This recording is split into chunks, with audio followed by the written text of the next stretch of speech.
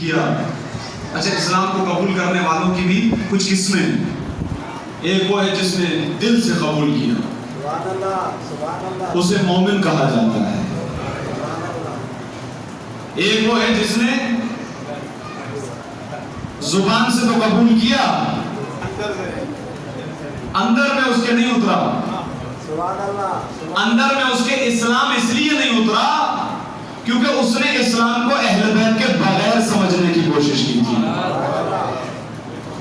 آپ تو پتہ نہیں آپ تھک گئے یا کچھ.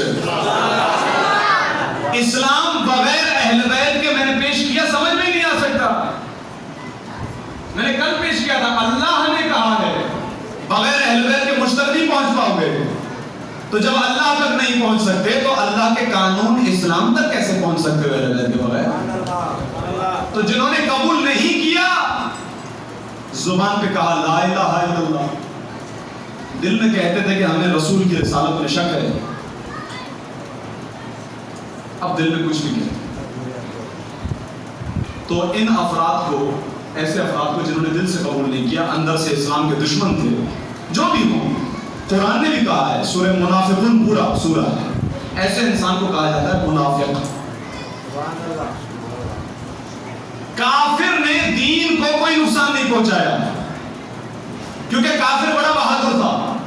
اس نے کہا میں نہیں مانوں گا. اب سنیے, توجہ رکھیے گا. اب جو میں نے مقدماتی گفتگو روک روک کے پیش کی ہے, اس سے آج کے موضوع کی طرف جا رہا ہوں اور نتیجہ دوں گا. کافر ہمارے لیے نقصان دہ نہیں ہے. کیوں؟ اس لیے کہ وہ سامنے آ جاتا ہے, کہتا ہے میں نہیں قبول کروں گا, تو بات ختم ہے. یہاں سے تلوار چلی, وہاں سے چلی, اور دو ہاتھ ہو گئے, بات ختم. ایسا ہی ہے بھائی. مرحبا آ گیا, مولا نے کہا کہ بھائی تیری عزت ہے نا یہودیوں کے ہاں, وہی عزت تجھے اسلام میں ملے گی. میں تجھے اپنا بھائی بناتا ہوں. بڑا بہادر تھا, تلوار نکال کے گھوڑے میں کھڑا تھا. میرے مولا تلوار نیام میں رکھ کے اسلام سمجھا رہے تھے. اس نے کہا نہیں اسلام قبول نہیں کروں گا. کہا کیوں نہیں قبول کرو گے, کیا وجہ ہے؟ کہا نہیں اب نہیں. اب سنیے گا کیوں قبول نہیں کرو گے وجہ. کہا بات یہ ہے کہ اب میدان میں آ گئے ہوں. یہ ہے کافر. پہلے کی بات کچھ اور تھی, اب میدان میں آ گیا ہوں, اب اسلام قبول نہیں کروں گا. 40 دن تک تمہیں میں نے دکھایا اپنے تیور, میدان میں آ گیا. ایک 23, 24, 25 سال کا لڑکا مجھ سے لڑنے کے لیے آیا ہے, اور یہاں میں تیرے کہنے پہ اسلام قبول کر لوں, میرے خاندان کی عورتیں مجھے کیا کہیں گی کہ بچے سے ڈر گیا. قسم و خدا کافر تھا, لیکن اس نے دین کو نقصان نہیں پہنچایا. کہا قبول نہیں کروں گا. اگرچہ اس کو کہا تھا اس کی کسی پالنے والی نے تو بڑا بہادر ہے, ہزاروں سے مقابلہ کرنے والا ہے, لیکن حیدر نام والے سے مت لڑنا.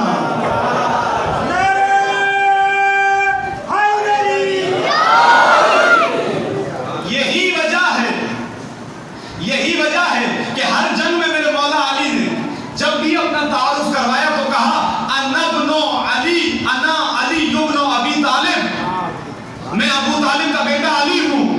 لیکن جب برحق کے مقابلے میں آئے تو کہنے لگے سمتنی امی حیدرہ, میری ماں نے میرا نام حیدر رکھا ہے تاکہ جیسے ہی وہ نام حیدر سنے تو اسے یاد آ جائے کہ میری پالنے والی نے مجھے کہا تھا جس سے لڑنا ہو لڑ لینا, حیدر سے مت لڑنا. درود بھیجیے محمد و آل محمد.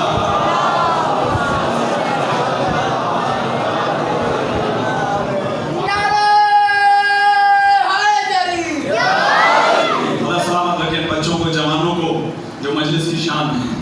اور فرمائیں اور سمتنی امی حیدرہ, میری ماں نے میرا نام حیدر. اسے یاد آ گیا یہ تو حیدر ہے. تو اب اسے تھوڑی پریشانی ہونے لگی, پیچھے بھی پڑ رہا. کسی نے اس سے کہا یہ وہ حیدر نہیں ہے, یہ وہ حیدر نہیں ہے, یہ تو 24 سال کا بچہ ہے. اب اسے کیا پتا کہ یہ وہ ہیں کہ جو بچپن میں موت کو کھلونا سمجھ کے کھیلتے ہیں. اسے کیا پتا تھا, نہیں یہ نہیں, یہ وہ بچہ ہے, یہ کام پہلوان, یہ حیدر تھوڑی.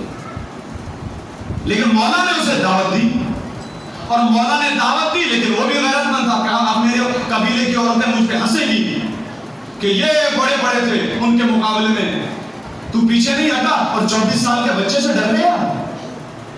اب نہیں مانوں گا۔ مولا نے کہا تو پھر ذوالفقار آئے گی۔ کہا ہے تو آنے دیجئے۔ وہ ذوالفقار تھی جس کے وار سے بچنا ممکن نہیں تھا۔ جب یہ چل جاتا تھا کیونکہ یہ تلوار ید اللہ کے ہاتھ میں تھی، تو اس کے وار سے کون بچ سکتا ہے؟ لہذا وہ کافر تھا، مر گیا، نہ اس نے اسلام کو نقصان پہنچایا نہ کوئی فائدہ پہنچایا۔ قسم سے یہ صحیح ہے۔ اس منافق سے ہزار درجہ بہتر ہے کہ جو آپ کو گیا ہمارے ساتھ بیٹھا، ہمارے ساتھ تھا، پڑھ لا الہ الا اللہ رہا تھا، اللہ اکبر، لیکن اس نے کہا کہ دین کا اب وہ بیڑا گرک کروں گا، اور اب آپ نے دیکھ لیا کہ یہ کربلا اسی کا نتیجہ ہے۔ یہ کربلا منافقت کا نتیجہ ہے۔ میں اس ممبر سے آپ کی خدمت میں یہ اعلان پیش کر رہا ہوں، اور اس کے بعد میں مسائل کی طرف بھی چلا جاؤں گا پیغام مجلس دے کر، کہ آج کی ممکن ہے آپ میں سے بعض مومنین نے نیشنل پارک کی مجلس آج کی سنی ہو۔ ہمارے قبلہ مولانا حجت الاسلام والمسلمین آغا شہنشاہ حسین نقوی صاحب، انہوں نے آج مجلس کے اختتام پر یہ اعلان کیا ہے کہ مجھ پر پابندی لگا دی گئی ہے، مجلس سے عذاب میں نہیں پڑھ سکتا۔ انہوں نے کہا ہے ان پر پابندی لگا دی گئی ہے، تو میں اور آپ ہماری ذمہ داری ہے کہ ہم اس عمل کی، اب جس نے بھی عمل کیا ہے، جس نے بھی پابندی لگائی ہو، ہم اس کا بھرپور مقابلہ کرتے ہیں، مذمت کرتے ہیں، ہم اس سے راضی نہیں ہیں، کیونکہ جس نے بھی پابندی لگائی ہو اس نے عزاداری پہ پابندی لگائی ہے، اور ہم اس بات پہ بھی راضی نہیں ہیں کہ آغاز سے بالکل مجلس سے نہ پڑھوائی جائے۔ 4 جگہ پہ 3 جگہ پہ اشرے پڑھ رہے ہیں، ہمارے بہت بڑے عالم دین ہیں، ہمارے رہنما ہیں، سید ہیں، وکیل آل محمد ہیں، وکیل ولایت علی ابن ابی طالب ہیں، اور سالوں سے حکومت کے ساتھ بھی تعاون کرتے ہوئے آ رہے ہیں، ایسا نہیں ہے۔ تو ان کی طرفداری کرتے ہوئے ہم یہ مذمت کرتے ہیں کہ یہ غلط ہے، ان کو روکنا عزاداری کو روکنے کے مترادف ہے۔ اب کوئی بھی روکے، ہمیں نہیں پتا، لیکن ہم نے دیکھا تھا کہ بھرے دربار میں ایک بیمار ہتھکڑیوں میں بندھا ہوا، جب اسے موقع ملا بولنے کا تو اس نے شروع کیا الحمدللہ رب العالمین۔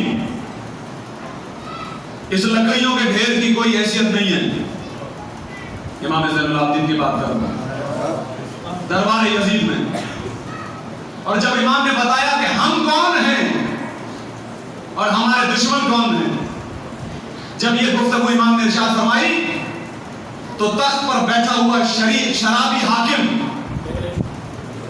اس نے مؤذن کو اشارہ کیا کہ اذان دے دے۔ سمجھ میں آ گیا آپ کو؟ اب جملے کہنے کی ضرورت تو نہیں ہے، وہ عزادار تھا جو عزاداری کر رہا تھا، اور روکوانے والا کون تھا آپ سمجھ گئے۔ بس عزاداری کسی صورت میں نہیں رکے گی، عزاداری کو روکنے کے لیے بڑے بڑے آئے، متوکل آیا، مامون آیا، اور بہت سارے آئے۔ حسین ابن علی کا نام کل بھی تھا، ہمیشہ رہے گا، کوئی اسے روکنے والا نہیں ہے۔ اگر آپ کو کوئی بات سمجھ میں نہیں آتی ہے تو باتوں سے باتیں ہوں گی، اور وہ علماء کی ذمہ داری ہے جواب دیں، لیکن اس کا ہرگز یہ مطلب نہیں ہے کہ آپ کہیں کہ فلاں نہیں پڑھ سکتے مجلس، جبکہ وہ ہمارا مرکزی اشرا ہے نیشنل پارک کا، اور وہ بھی چوتھی محرم پہ آ کے کہہ دیجئے کہ آپ نہ پڑھیے۔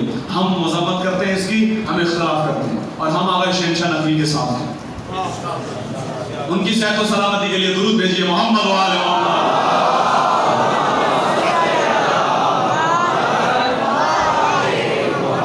یہاں تک یہ احتجاج ہے، اب کل دیکھتے ہیں کیا ہوتا ہے صورتحال، کیونکہ کل کی تاریخ سے ان پر پابندی ہے، جو بھی لائے عمل ان کی طرف سے طے ہوگا، ہم ان کے ساتھ ہیں، ہم ان کے ساتھ ہیں، ذہن میں رکھیے۔ اب کچھ بھی ہو، नारा हैदरी, दुरूद भेजिए मोहम्मद व आले मोहम्मद।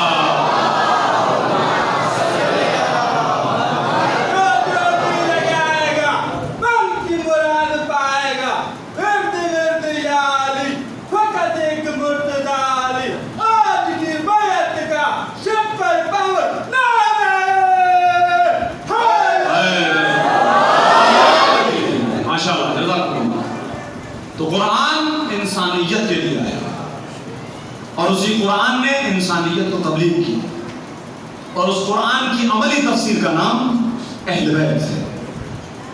बगैर अहले बैत के कुरान नहीं, कुरान बगैर अहले बैत के नहीं। और ये हम सुन्नते रसूल पर अमल कर रहे हैं कि रसूल ने कहा कुरान। सैयदुश्शुहदा कुरान के मुताबिक अमल करते हुए करबला में पहुंचे थे। कल मैंने एक जुमला कहा था और अर्ज किया था कि उसी से गुफ्तगू आगे बढ़ाऊंगा कि इमाम ने इरशाद फरमाया, बैठे बैठे इमाम ने कहा वालैकुमुस्सलाम या अखी, ऐ मेरे भाई तुझ पर भी सलाम। तो जो साथ थे वो देख रहे थे इधर उधर कि सलाम तो किसी ने किया नहीं, जवाब किसका है? इमाम किसको जवाब दे रहे हैं? शहजादी ज़ैनब ने पूछा, कहा भैया ये आप किसे सलाम कर रहे हैं? कहा बहन देखोगी कि मैं किसे सलाम कर रहा हूँ? भैया कहा कूफे की तरफ देखो। इमाम ने इशारा किया, कूफे की जमीन बुलंद हुई, दारुल अमारा दिखाई दिया। दारुल अमारा की छत पर गरीब अमीर मुस्लिम, गरीबुल वतन, एक मुसाफिर आलम गुर्बत से मौला इमाम हुसैन को सलाम कर रहा। अस्सलामु अलैक या अबा अब्दुल्लाह। हम जो यहाँ पर बैठकर इमाम को सलाम करते हैं, इमाम हमें जवाब देते हैं। छठे इमाम ने इरशाद फरमाया, नहीं पहुंच सकते ज़ियारत करने के लिए, अपने घर की छत पर खड़े होकर बोलो अस्सलामु अलैक या अबा अब्दुल्लाह। इमाम तुम्हारा सलाम सुनेंगे भी, इमाम तुम्हें जवाब। ये सुन्नत मुस्लिम। इस आलम में देखा, किस आलम में? कि हजरत मुस्लिम के हाथों में रस्सियां थी और अब उन्हें दारुल अमारा से अनकरीब फेंका जाना था ऊपर से। क्या हुआ? एक आने वाले कूफे से एक